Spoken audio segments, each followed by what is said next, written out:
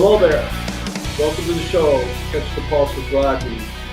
Hope you guys have been enjoying what we've been putting out there so far. And keep watching and hitting subscribe for us, please. And today, we are very, very fortunate to have the Doc of Rock for over 50 years in the city of Detroit on numerous radio stations. What an honor it is to have you, Doug. So welcome to the show, my friend. Hey, welcome, Rodney, and thank you very much for having me on your show. I appreciate it. And by the way, great job. Oh, thank you so much. That means a lot coming from a professional such as yourself, man.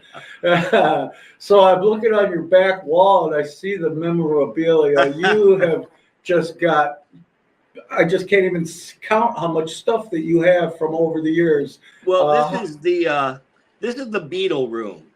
Okay. So those are all Beatle and Beatle related autographs. Like I've got, all 4 individual Beatles, but then I've also got Linda McCartney, Yoko Ono, George Martin, Brian Epstein, anybody that was close or involved with the Beatles is up on that wall. And that wall, and that wall, and that wall. I know. Before the show, I was looking at your Facebook page and the boxes of signed CDs and other stuff like that. How old were you when you got the bug to be a collectible addict? Oh well, probably 10 years old, to tell you the truth. I mean, I was buying records from Civic Music Store on the east side of Detroit.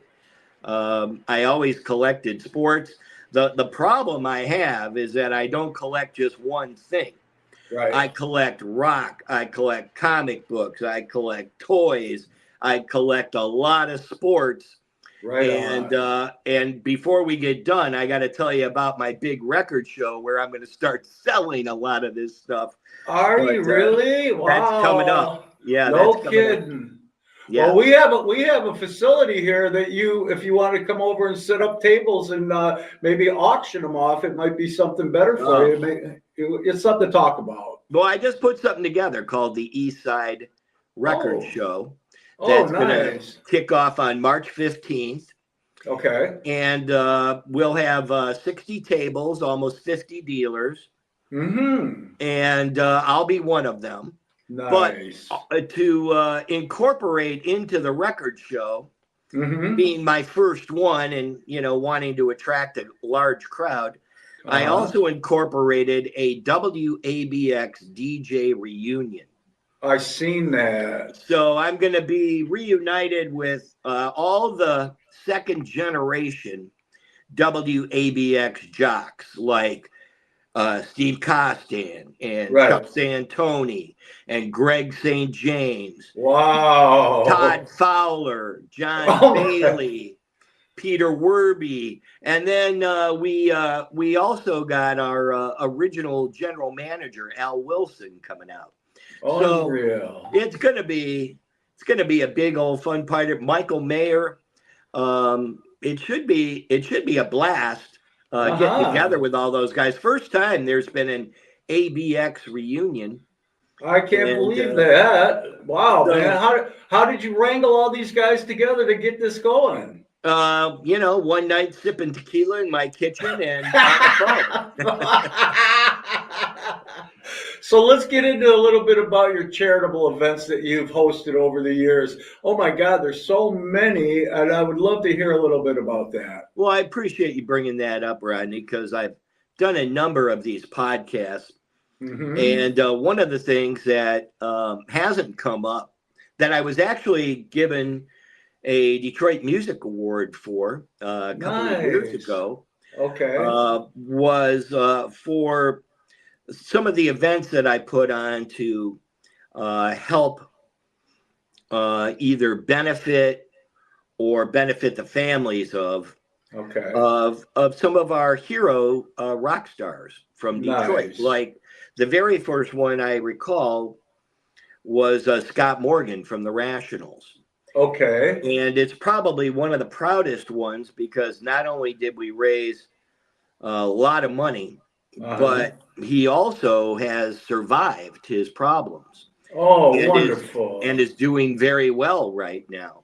Thank God for that. Others like Gary Quackenbush, where he was too sick to recover, we were able to give him a good life for the few years that he was still left on the planet. And like Laura Grimshaw, who was married to Gary Grimshaw, right, when he passed away, they were in dire debt. And we raised close to $50,000 oh, God bless you. for her and got her back on her feet.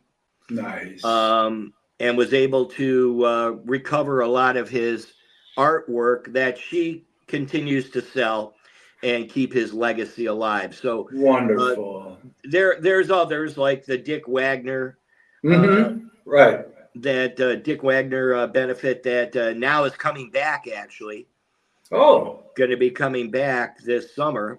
Okay. So we'll be doing 2 days out at the Token Lounge. Right in March, actually. It's going to be the 13th and 14th of March. And I know they've got Lita Ford scheduled for one of the nights, and they're working on the other night. But, all the money that is raised for that goes to children's hospitals to purchase instruments for, terminal cancer kids. Sure. To have a little something to do. That's beautiful, Doug. Doug, that's beautiful, man.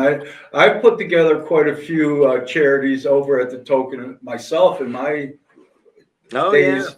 Yeah, for local rockers. We used to have some good times at the Token when you were there. Oh my goodness. It's just, that place is just a landmark for good people and good rock and roll, man. And you've hosted quite a few shows over there, man. It boggles my mind that we're sitting here talking and you've been doing this now for 50 years. And what was it like to realize that you were kind of like a celebrity in Detroit? And how old were you when you, I mean, for real, bro, you are a celebrity in Detroit, whether you want to admit to it or not. People just love your shows and you're very upbeat about your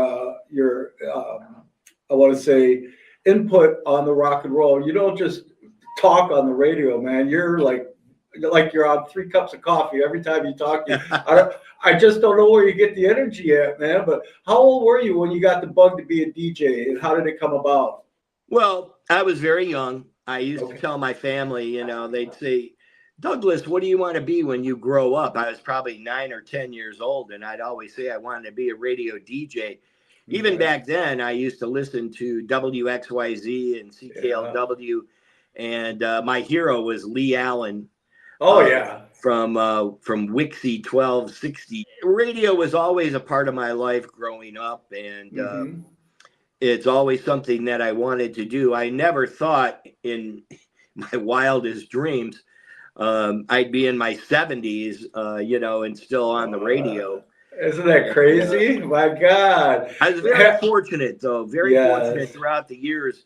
A lot of people I know had to start out in small markets, or they ended their careers early. I was fortunate to start in Detroit and really work continuously for the 50 years. I was never really out of work for any given amount of time longer than maybe 2 or 3 weeks.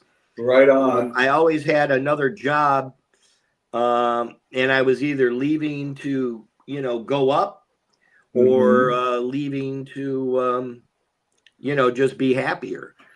So, you've went through quite a few radio stations, man. I mean, you've been all over the dial, my friend, up and down. Well, I've been on all of them in Detroit, and I know Wheels coming back around for the second time. Now, was that your putting that together? How did that come about? Wheels coming back. Well, iHeartRadio put it together, but they called me to make sure that it worked, I guess, in a sense. I was a big part of their plans, obviously. Sure. They needed somebody from WLLZ to be on the on the new wheels. That's Sure. what they were looking for. Right I was on. fortunate that I was available. Mhm. I was working at Nash FM actually, I don't know where doing that is. country. I was doing country on WDRQ. No way! You doing country? Well, in 2017, I was let go from WCSX. Okay. I was retired actually. Okay. And I was out of work for a couple of weeks, and I got a call from the program director of WDRQ, which was Nash FM. Okay. And he said, Doug, we share with the country audience a lot of classic rock audience. And he said, you've tested very well with our group. And would you be interested in coming to work for Nash FM? Okay. And at first I thought, I don't know, maybe I should stay retired. But I went down to the Fisher building, and it was amazing how many people, support staff, promotions, production, sales, had all worked in rock, and who we had all worked together. So everybody was telling me to take this gig. It turned out to be an afternoon drive gig. Okay. And I started, slowly doing part-time, and then worked my way up to full-time. And I ended up being there a year. Okay. And I really started to enjoy it. I mean, No the kidding. music in 2017 coming out for rock, for country, sounded like rock. Yeah. It was really pretty good. Even Kid Rock, I was playing more Kid Rock on Nash FM than I was on the rock stations.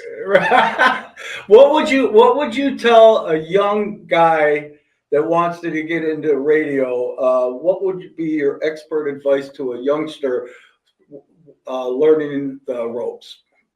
Well, you have to be able to adapt today. It's really different than it used to be. The technology is continuously changing. Sure. So something that you're doing today may not be the same just even a year from now. Okay. And people who are in our business like to get comfortable. They like to have the same equipment, the same board, the same microphone, the same delivery. Okay. And when you're constantly upgrading technology, it can throw you off a little bit. Sure. So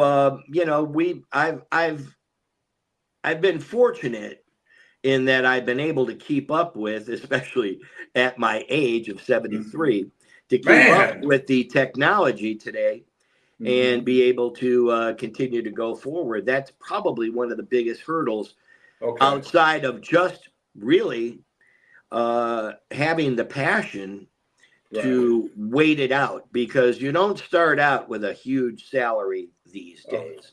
You got to work your way up to that. The salaries are still there. The careers are still there. Okay. But you have to work a little harder to achieve that. Okay. Is your Corvette still in A1 shape? Oh yeah, no. The Fab 04, the 2004 I remember it. Corvette is, Yeah. the C5 is the most reliable Corvette there is, Rodney. So, yeah, I know. I was very, and it's only now starting to become classic. I would always, be driving mine during the Dream Cruise, right? Looking at 1967 next to me going, I want that. And that guy's looking at me going, I'd rather have that because it doesn't cost $100 every time you start it up, Oh my goodness, they're just wonderful vehicles, man. But I heard something, man. Tell me if this is true or false. You play guitar rather well, don't you? Not well. But do you actually play? I used to play. I was in a band, in my teens. And I had that Guitar Army thing for a while going, and I used to get up at clubs and play every once in a while. But I've pretty much lost all my chops and my fingers bleed. Oh, yeah. I know, I think I still remember 2 songs, Well, Costan, he's a pretty damn good guitarist.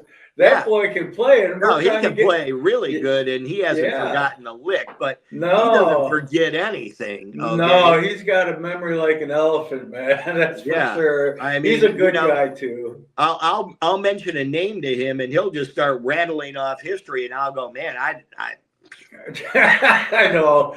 He used to come over to the after parties at the house on Stonehouse, and he would pick up one of Freddie's guitars. My older brother, my brother Freddie had a real good collection of guitars. Oh yeah. And Steve loved to play that '58 Les Paul Jr. Oh, man. there you go. Yeah, so he would sit around and play that all night long, man. It was good times. Steve and I have a couple of things going on. We've got this ABX reunion coming up. Yeah. One.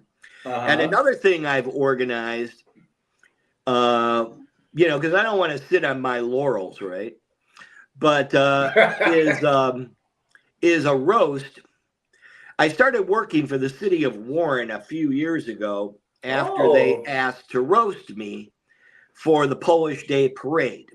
Okay. And they raised about 30 grand that day, roasting me, and Ted Nugent showed up, and all my peers, were there roasting me. And in a good way or a bad way? Oh yeah, no, it turned out to be great. It was a lot of fun. It was more love than roast. Sure. Jim Johnson was there, Bushman was there, Trudy Daniels, my friend Jason Hartless, and Ted showed up. Oh my goodness. Ted goes, if anybody's going to roast this motherfucker, it's me. That's Ted for you. So it was one of the greatest nights of my life, to tell you the truth. And it just happened a couple of years ago. So the city of Warren brought me on board on their board of directors to help them with the city Polish Day Parade events at the city of Warren. And for these roasts. And I did a roast last year with Pete Lucido, the prosecuting attorney from Macomb County. And this year we're doing Johnny the Bee Bedanjic, and Steve Costin will be one of the roasters. Oh, good. Right on. I've got a pretty good lineup of roaster. Jim McCarty is going to roast the Bee. I'm trying to get Jim on a show. I get it. He is the best. He really is. It's like the era that we were graced to have being part of when we were like in our 40s and even in our 50s. The rock people that we were able to go see at local shows is just phenomenal. I mean, I don't think there's another place anywhere than the city of Detroit in the suburbs to go see band qualities such as The Look and so on and so forth. And some of those big name local bands made it, some of them didn't, but they're still here rock and rolling and doing events and charities such as yourself. And it's been a wonderful ride. And I can't believe that you're not going to be on a radio anymore. I just had that conversation with Gary Spagnola from Bittersweet Alley. On one of my last shows on Wheels. We talked about the fact that no other city in America had the kind of talent in the 60s, the 70s, or the 80s that Detroit had. And that's why we're very fortunate, and we're also very jaded and very spoiled. You are not lying. We had local bands that were national acts like Bob Seger, Alice Cooper, Iggy Pop, Ted Nugent, the MC5. And you can even drill down even more into that with the SRC and the Rationals. But then, take a look at the Romantics and Toby Red and Bittersweet Alley. And we were talking about the fact that Bittersweet Alley could sell out Harpo's 2,000 people. And you could put a national act in there today that wouldn't sell out 2,000. So let me ask you this. What's next for the Doc of Rock? And how hard was it for you to put the mic down for the last time? Well, like I said, I have I have a couple of things, the record show. I'm going to do 4 of them throughout the year. Okay. I don't know exactly what I have planned for the second one yet. I was actually talking to Drew Lane about maybe bringing the Drew Lane show out there for pictures and autographs. But either way, I'm going to be doing 4 shows, 1 a quarter. Okay. And then I'm going to do working with the city of Warren on the roast and the Polish Day Parade. Okay. And I've had a few offers for some things, but nothing that has really tripped my trigger as of yet. I mean, when you've done 50 years, there does come a point where it's kind of pointless. You've been there, you've done that. I mean, what more do I need to do? You've done it all, man. You've done it all. I mean, I suppose I will get bored after a while, and I'll come see you, and we'll do something. But I would love that. I would love that. Are you still going to do any like charitable events if somebody asks you to come in and absolutely. MC? I mean, I've already been asked to do. And I let them know that I was not going to be on the radio when this event comes around in March. Sure. They still wanted me to be a part of it and still MC the show. Right. So we'll promote it mostly through social media. But I left. What is great about iHeartRadio and what they did for me, and it was probably the longest and most visual retirement in the history of rock radio, is that I left on really good terms. And for the most part, when you leave radio, you don't leave on good terms. And in this instance, if I really needed to, I could go back and fill in during the holidays or do a weekend shift, or I could go on the Josh Innes show possibly and promote, which I think I will coming up in March, because those events kind of tie together with the record show and the charity event. So, Josh will let me come on his show and promote it a little bit. So I don't think I'll miss it too much, but I have to say that after 2 weeks now being retired, I've been taking a lot of naps. So. Hey man, 50 years of round the clock rocking. Your time is now, brother. Right after General Hospital, I'm out, man. Oh my God. I got to ask you one thing. How is it to actually interview and sit in a studio with the madman Ted Nugent? How does that go? Oh my God. Well, you don't really interview Ted Nugent. I can imagine. You ask him one question and then you just sit back for the next half hour. That's crazy. I was just on his Spirit of the Wild podcast. Okay. So he had me on, and I think I got 3 words in. Really. That don't surprise me one bit. I mean, I love him like a brother. Sure. But he can talk. But talking to Ted, one thing's for sure: you're going to get the truth. Oh yeah. And you're going to, you're going to get energy. You're going to get the truth. And in radio, all you want is somebody to respond to your questions and give you that energy that people are expecting. Sure. And he always delivered on his interviews. I mean, nobody ever clicked out of Ted Nugent. I bet not. I just saw Ann too for my last show. She stopped in, and she's on WLLZ still. She's doing part-time, so she. Yeah. The hardest interview I did though in my entire career was with Paul McCartney. I can imagine, because one, he's such an icon. 2, I'm such a Beatle freak, right? Sure. If you ever saw that bit of Chris Farley when he did that bit, that was me. My God. I mean, that was truly me. I mean, I was, like dumbfounded, to tell you the truth. I've listened back to the interview since then.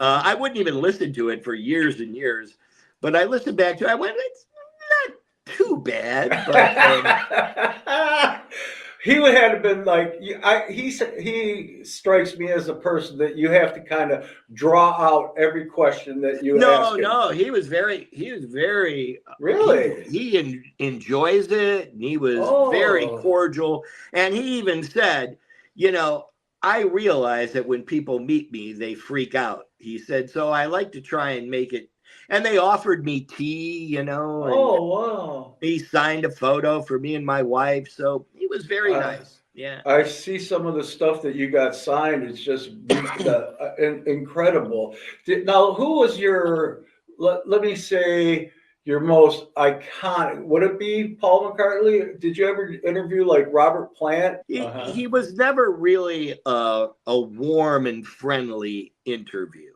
No. Ah, what about Don Dokken? I want to see if you remember this. I was Well, driving. I yeah. was driving in my car, and I was dating a girl that was a waitress at the Token Lounge at the time, and she called me and said, "Turn on the radio right away." And I said, "Why?" She goes, "Just turn on the radio." And you were saying, "Congratulations to Rock and Rodney out in Livonia. You just won a Charvel Jackson guitar and a meet and greet with Dee Snider and Don Dock." And I'm like, "There's no freaking way, man!" And I won. Wow. I come down and met those guys, and Dee Snider was one of the coolest dudes to talk to, man. He put his arm around me, gave me a nuggie, and I really enjoyed that. It was just one of my all-time greats.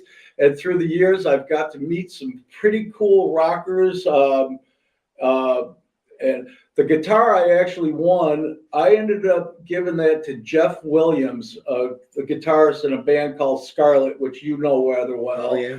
And he passed away 3 years ago. I Oh don't wow. know. Yeah, but he played that guitar through so many shows, and I'm like, wow, man, that's like I got that from the guys in Twisted Sister, and he wanted it, and I didn't know how to play, so I gave it to him. But I've really enjoyed being part of the rock and roll scene. Me and Freddie owning the bar, and all you DJs have all been nice to me. I could go down the list. Podell, Costa and Annie, and yada yada yada, have all come to the Token, even after me and Freddie were no longer able to keep it.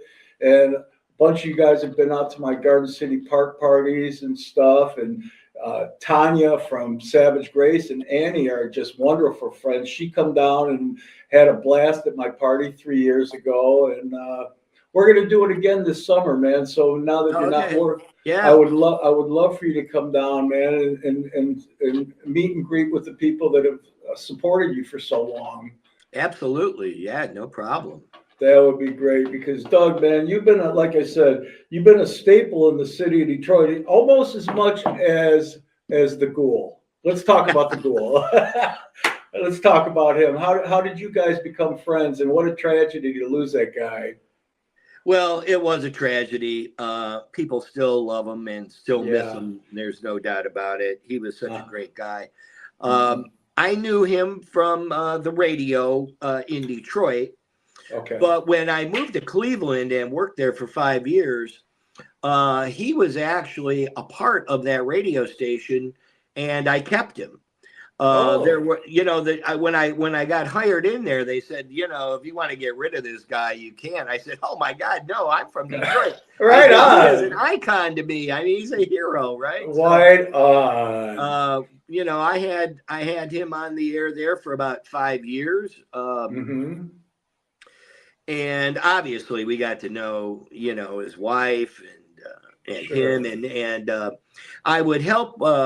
Bill Miller would bring him in every year and Mm-hmm. put him in a different venue, and then they would come to the radio station, and we would work out a promotion for him, or some plugs and interviews, Okay. and always made sure that he was propped up and supported whenever Sure. he had his events here in Detroit.